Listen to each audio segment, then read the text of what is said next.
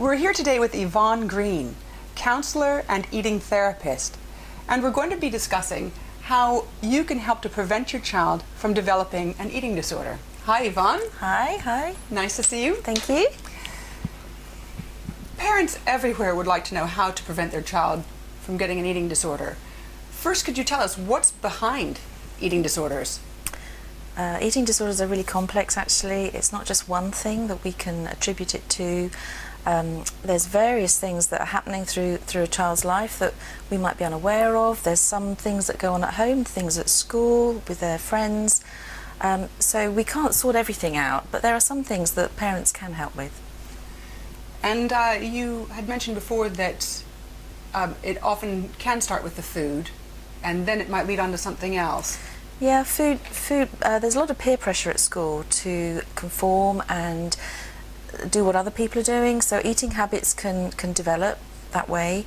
And then there's an underlying stuff, some other things that are going on about feelings, self-esteem, and these are the things that parents can help with. Yeah, so what worries a lot of parents is that their children might be seeing what's going on with their child, and their child is actually watching videos or whatever on the web, or seeing their friends. So all of these things you're saying can have an effect, but there are things also that parents can do. Yeah, I think we're only human. We can't fix everything. We can educate our children, we can give them information, we can help them when they're with us. But some of these things out there, we can't stop them, but it's useful just to educate them about them. One of the things that you said, which is really important, I think, is listening. You said what parents can do is listen to their children. A big part of eating disorders is about how the person feels, the child feels. And if we just listen to what they're saying, give them some time, and I know that's not always easy for parents, depending on how many children you've got, but just give them a bit of space and time to talk about what's worrying them.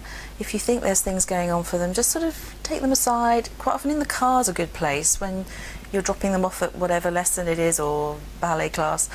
There's a bit of time for them to just talk about what it is that's worrying them, and it might not be a big thing, but give them some non-judgmental time where we're not trying to tell them how to do it or actually going to do anything about it necessarily. Just let them express themselves. So if a child has an issue, for example, could you maybe give us an example of how a parent might listen properly?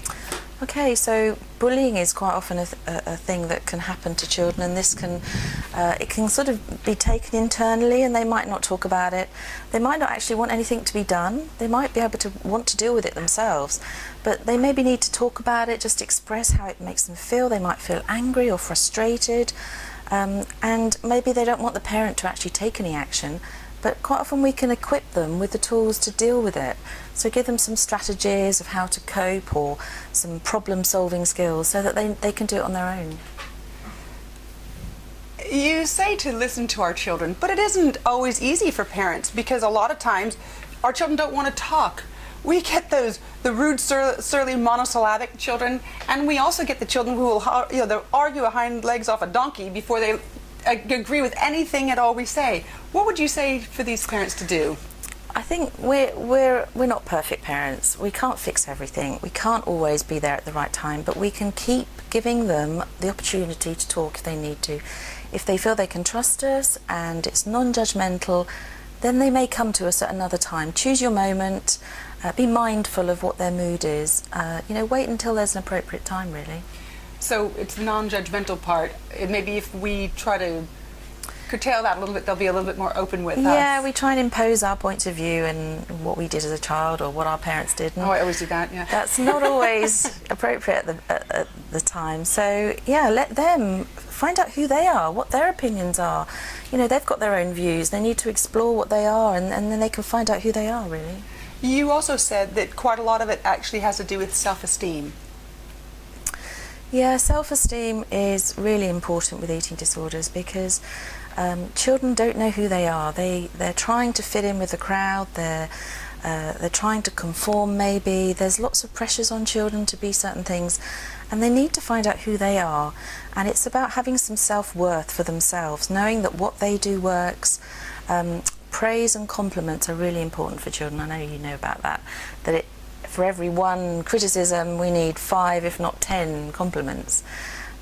So it's allowing them to explore, not be judged by mistakes or failures, just start to feel good about themselves and explore what they like to do. Are there things that we should be doing or things that we should be avoiding doing? Children are always watching us. We're their role models. We're the ones that they're looking to see how to behave, what beliefs to have, who are we going to be? You know, I want to be like my parents. So we have to really be mindful about what we're doing, what we're saying, how we're behaving around food, what are our patterns of behaviour, and then the children will start to see what is okay and what isn't okay. So that's with food, but also with feelings. Let's think about, how do we react to things? You know, do they see us cry, but actually we recover, we're okay, we just need a hug. Maybe they see us being angry, or Dad's being angry, but actually he calms down and we all deal with it. So this enables them to know that feelings are okay and that the negative feelings can be expressed and it's safe to express them. I think eating disorder clients often take all the feelings in and the negative ones and thinks that they're not allowed to be expressed, really. And I wanted to just ask a little bit about dieting. Would you recommend that parents don't talk about dieting in front of their children, or is that okay? I think if a mother particularly has been dieting all her life, that is giving a message to the child. I think if we can have acceptance of who we are and not necessarily impose our beliefs about food on our children, they will have their own. They're different from us. They will have a different body and makeup to us.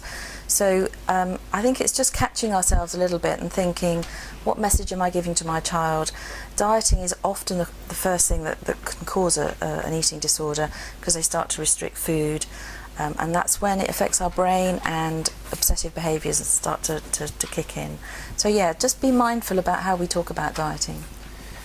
So I wanted to make sure that we don't accidentally underestimate the complexity of eating disorders. Yeah, there isn't just one thing that causes an eating disorder. It can just be sort of something that starts very easily, a habit, copying people.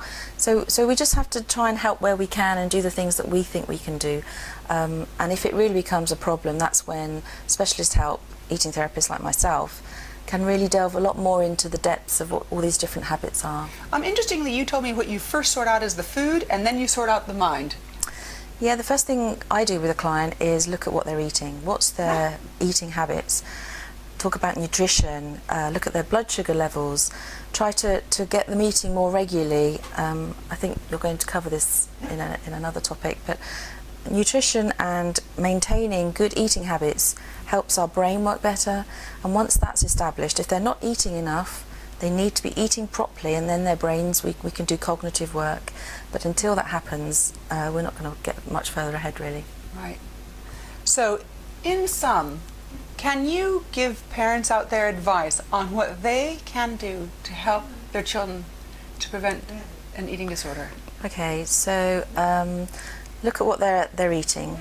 Educate about nutrition, inform them how important blood sugar levels are, that it's really useful to eat regularly, and then we can think and concentrate better. Then start to look at feelings. Do we talk about feelings in the home? How judgmental are we? Give them a space to talk about how they're feeling, what their worries are. So there's a few things we could be doing. Wonderful. Thank you so much, Yvonne. Thank you. Now, for more information, Yvonne has prepared for us an article all about how we can help to prevent our children developing an eating disorder. We've also done another interview which is about spotting whether your child has an eating disorder, and she's created a checklist. These are all on my website, KarenDoherty.com.